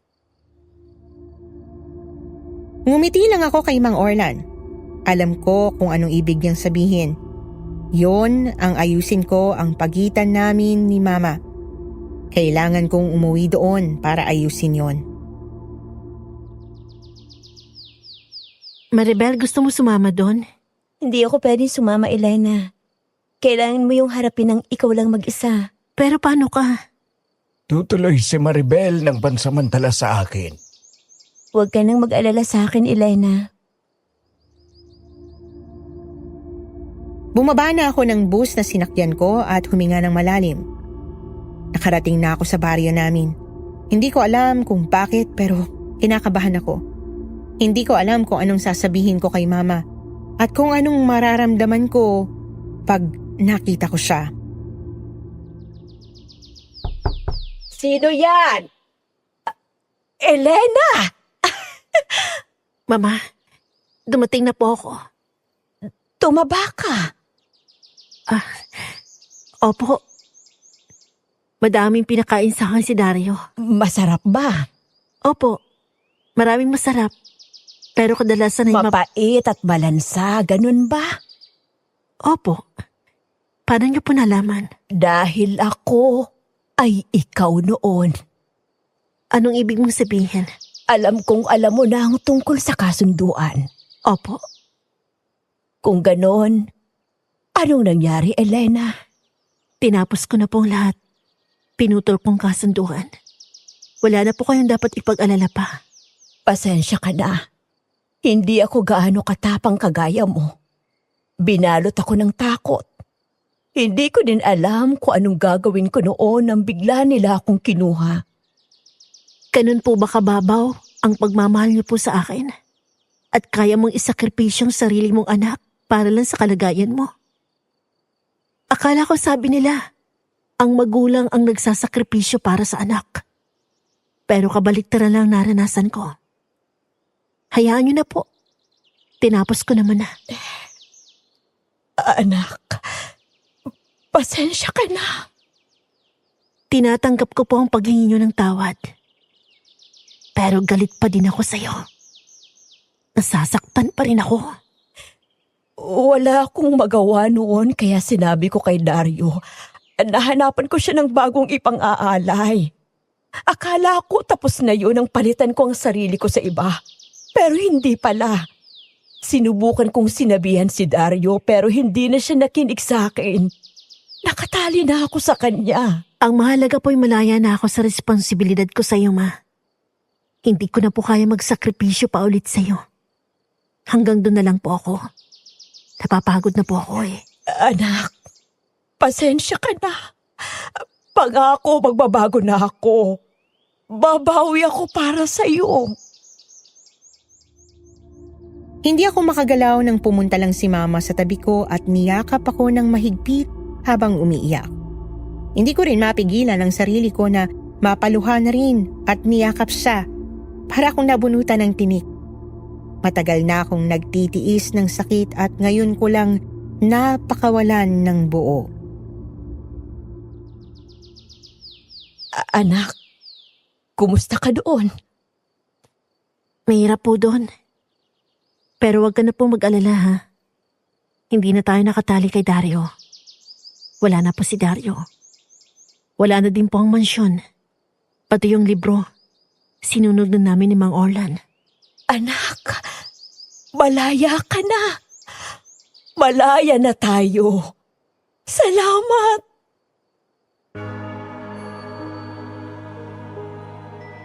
Doon na po nagtatapos ang kwento ko, Miss Anne. Mula noon ay payapa na kaming namuhay ni Mama at hindi na ulit nakaramdam ng takot. Wala na ring gumambala sa aming dalawa kaya malaki ang naging pasasalamat ko. Sana po ay marami kayong natutunan sa akin. Maraming salamat po sa inyong pakikinig. Ikaw ba ay may kwentong matagal nang hindi na ibabahagi sa iba? Pwede na kayong mag-send ng sulat nyo sa aming channel, Kwentong Takip Silim. Please don't forget to like, share, and subscribe para sa mga susunod pang kwento. Maraming salamat po.